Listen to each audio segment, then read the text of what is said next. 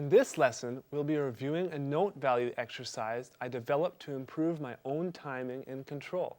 It's a great way to practice all the various subdivisions along with the metronome. Let's take a look at the provided sheet music.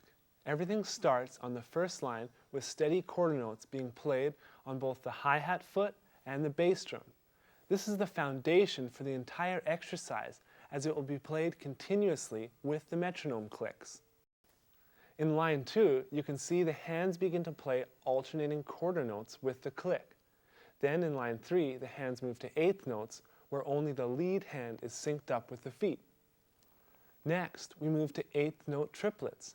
This can get tricky, as the triplets require that your hands take turns syncing up with the feet. In other words, if you were to start on the 1 count with your right hand, you'll be playing the 2nd count with your left hand. This is due to the simple fact that triplets aren't even numbered groups. Line 5 changes to 16th notes, and that means you'll once again have only one hand that syncs up with the feet and the metronome. Then we go to 16th note triplets, which are interesting because unlike the 8th note triplets, the one hand still syncs with the metronome click. This is because they are groups of 6 notes, which is an even numbered group. Finally, for the last bar, we'll move to 32nd notes to finish things up. I'm going to demonstrate this entire exercise for you now. I'll set the metronome to 60 beats per minute.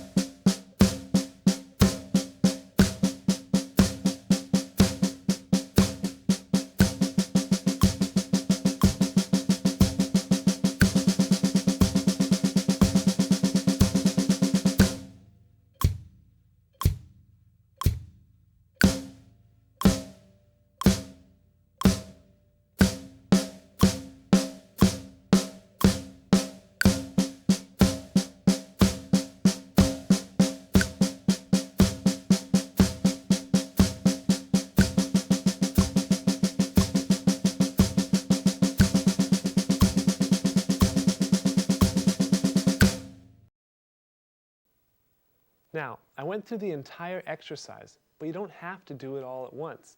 You can practice one line at a time independently. Just make sure you keep a steady pace on the metronome, so it'll be easier when you go to put it all together. You'll also want to be careful not to start too fast, because you have to be prepared to hit the fast 32nd notes at 8 times the speed of the quarter notes that you started with. Let me quickly demonstrate how everything gets much faster if the metronome is only 10 beats per minute faster.